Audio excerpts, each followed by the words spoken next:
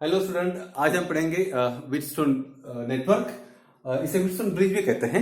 और इससे पहले हमने क्या पढ़ा था? इसके पहले हमने पढ़ा था केसीएल, केवीएल और केसीएल और केवीएल का यूज करके, वो उस लॉ का यूज करके हमने फाइंड आउट किया था करंट थ्रू पर्टिकुलर ब्रांच या तो potential across any particular branch, ये हमने देखा था।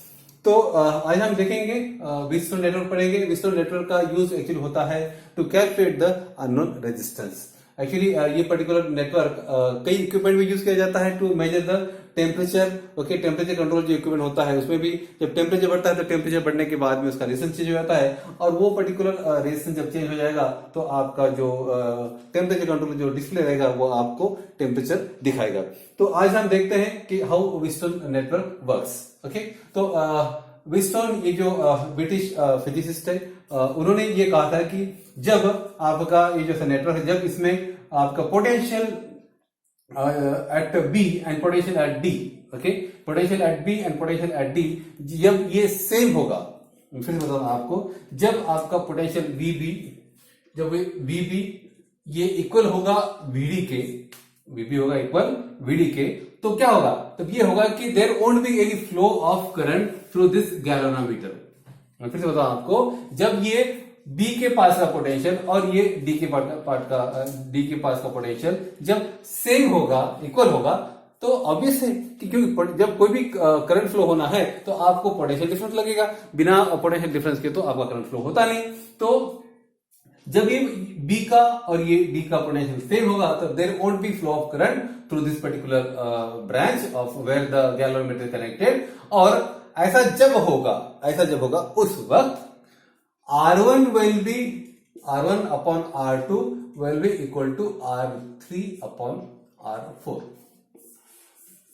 Okay, when potential at this two terminal V and VB and VD are same, in that case there won't be a flow of current through this galvanometer. Okay, and in that case ऐसा होगा कि R1 will be equal to R1 upon R2 will be equal to R3 upon R4. तो ये network है। मैं आपको थोड़ा network brief करता हूं। यहां पर आप देखेंगे कि यहाँ पे एक वोल्टेज अप्लाई किया हुआ है और यहाँ पे डायगोनल पे ये यहाँ पे एक गैल्वेनोमीटर लगाया हुआ है, और यहाँ पर लगाया क्या है? यहाँ पे दो रेजिस्टेंस लगाए हुए हैं। आपको पता है कि एज पर केसीएल यहाँ से जो करंट फ्लो होगा it will get divided in two part. एक पार्ट रहेगा आपका I1, दूसरा I2, ये यहाँ जाएंगे। And as there won't be any flow of current through this galvanometer, तो यहाँ IG जो करंट रहेगा वो 0 रहेगा, और यहाँ से I1 जाएगा, यहाँ से फिर I2 जाएगा। ओके, यहाँ पर मैंने नाम दिया है A B C D, जहाँ पे R1, R2, R3, R4 ये 4 रेजिस्टेंस लगे हुए हैं। एज सच इस वोल्टेज का कुछ रोल नहीं है, लेकिन यहाँ पर एक की दिखाई गई है। ओके, जो आपको चालू करना है। चालू करने के बाद में there will be flow of current, और वो करंट जब जाएगा, और जब यहाँ का जो पोटेंशियल डिफरेंस रहेगा वीबी और वीडी का, ये जब आपका 0 रहेगा तो देयर वोंट बी सॉरी जो इक्वल रहेगा, वीबी और वीडी जब इक्वल रहेगा तो इस ब्रांच के बीच, ये जो बी डी है इसके बीच में एक गैल्वेनोमीटर क्या होता है? गैल्वेनोमीटर एक डिवाइस है कि जो आपका करंट मेजर करता है, जो करंट मेजर करता है। जैसे एमीटर करंट मेजर करता है वैसे गैल्वेनोमीटर भी करंट मेजर करता है, लेकिन गैल्वेनोमीटर जो करंट मेजर करता है इट इज क्वांटिटी जो होती है गैल्वेनोमीटर के थ्रू जो करंट जाता है वेरी लेस। ओके, कुछ मिली एम्पियर में करंट हो तो आप गैल्वेनोमीटर के थ्रू करंट मेजर कर सकते हैं, लेकिन उससे ज्यादा यदि करंट हो तो आपको एमीटर यूज करना पड़ता है। तो वो तो अलग बात है कि गैल्वेनोमीटर जो है ये करंट सेंसिटिव से करंट वो मेजर करता है। तो ये तो हो गया इक्वेशन की R1। में क्या था? उन्होंने कहा कि R1 अपॉन R2 जो होगा will be equal to R3 upon R4। तो ये जो व्हीटस्टोन का ये फार्मूला निकाला रेजिस्टेंस का, तो उसको हम यदि टैली करना चाहते हैं तो हमको दो लॉज हम यूज कर सकते हैं। एक तो हम किरचॉफ्स वोल्टेज लॉ पता है हमें, और एक ओम्स लॉ भी पता है। तो हम सबसे पहले क्या करेंगे? सबसे पहले इसको लगाएंगे, हम केवीएल अप्लाई करेंगे। तो केवीएल अप्लाई करेंगे तो देखेंगे क्या होगा। केवीएल अप्लाई करते हैं पे आपको पता है कि जिस डायरेक्शन में करंट जा रहा है उस डायरेक्शन में हम जाएंगे, और हम कंसीडर करेंगे loop A B, loop A B, ये गैलोन में जाएंगे तो डी, ओके, और ए, ओके, ये लूप हम कंसीडर करेंगे तो क्या होगा?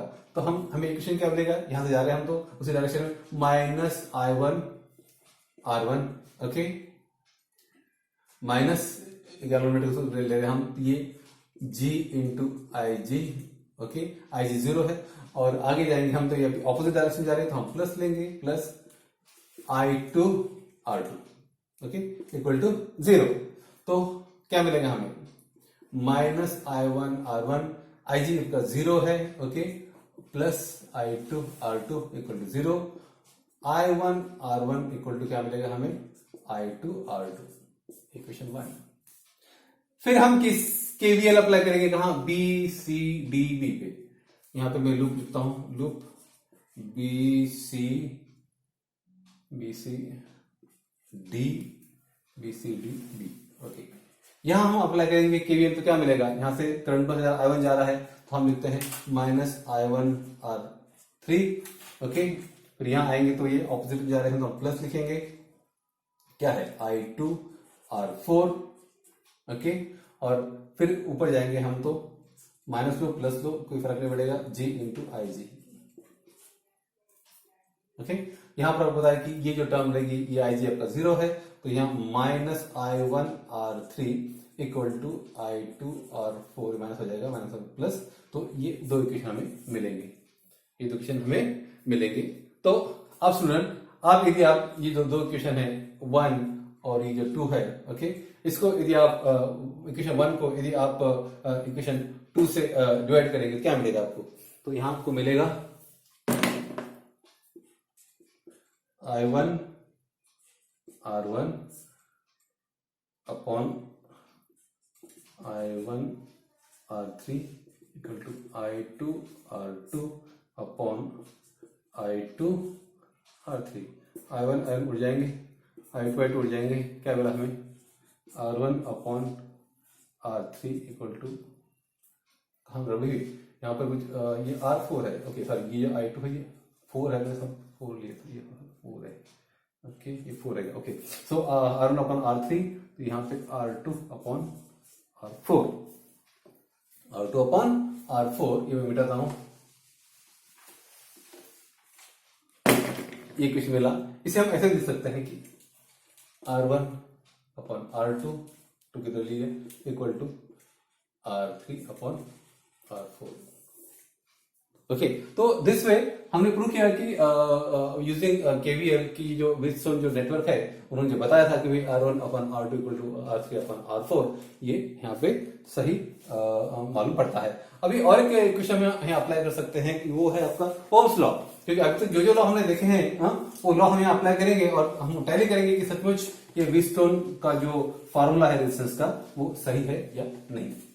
तो ओम्स लॉ यदि हम अप्लाई करेंगे तो आपको पता है कि potential at B is equal to potential at D, okay, इसका मतलब क्या होगा आपका कि यहाँ पे आप ऐसे लिख सकते हैं कि potential VAB, okay, equal to VAD, okay, तो ऐसा जब लिखेंगे हम तो क्या होगा कि VA minus VB, okay, equal to VA minus VD, V minus VD, तो VA माइनस VB में क्या आ रहा है, I1 आ रहा है, और VA माइनस VD में क्या आ रहा है, I2 R2 आ रहा है, ओके, ये हमें इक्वेशन 1 मिल गया, ओके।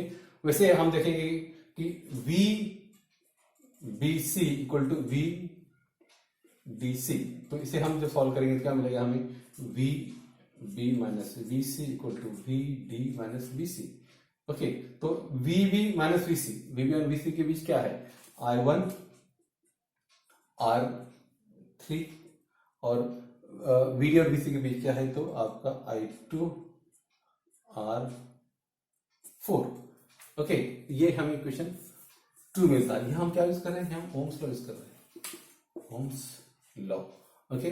अभी हम क्या करेंगे, अभी हम एक काम करेंगे कि ये जो इक्वेशन 1 है इसको 2 से डिवाइड करेंगे, तो क्या मिलेगा हमें,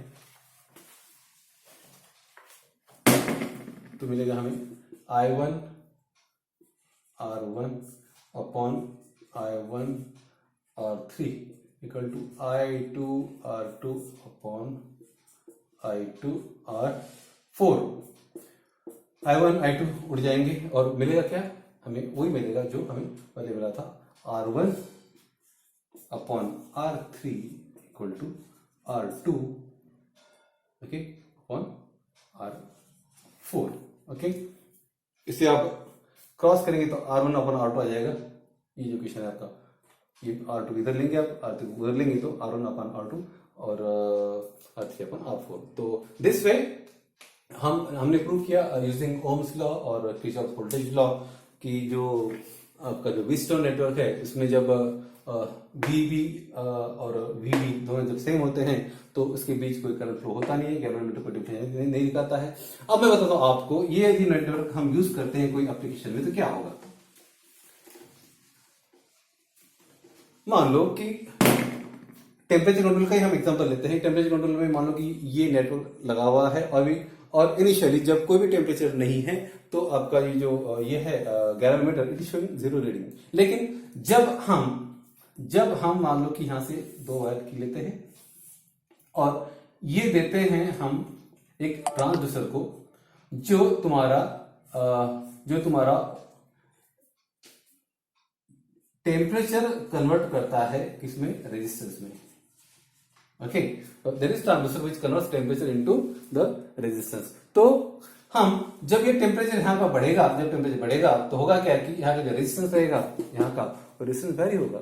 जैसे रेजिस्टेंस वैरी होगा यानी आपका R2 बढ़ जाएगा।